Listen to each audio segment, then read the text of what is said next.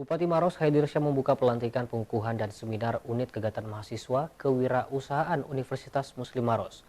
Pelantikan ini turut dihadiri oleh pembina UKM kewirausahaan dan rektor dan dekan Universitas Islam Maros dan perwakilan dari berbagai UKM dan organisasi kemahasiswaan di Kabupaten Maros.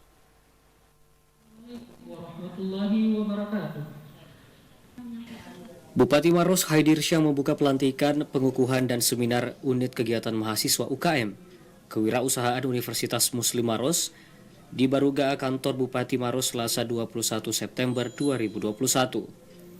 Pelantikan ini turut dihadiri oleh pembina UKM Kewirausahaan dan rektor dan dekan Universitas Islam Maros dan perwakilan dari berbagai UKM dan organisasi kemahasiswaan di Kabupaten Maros.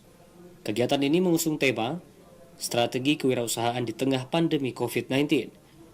Dalam sambutannya, Bupati Maros memberikan apresiasinya kepada pihak kampus Universitas Muslim Maros atas kegiatan pembekalan di bidang UKM.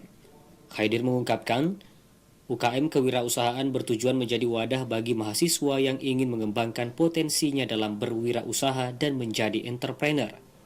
Haidir berharap, UKM kewirausahaan Universitas Muslim Maros bisa bersinergi dengan pemerintah daerah, apalagi di masa pandemi perekonomian mengalami penurunan, tetapi pelaku usaha harus pintar melihat peluang dalam mempromosikan usahanya, seperti memanfaatkan informasi teknologi dan sosial media yang ada saat ini.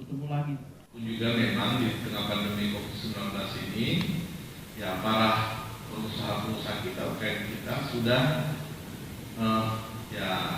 melakukan perubahan-perubahan pola wirausaha.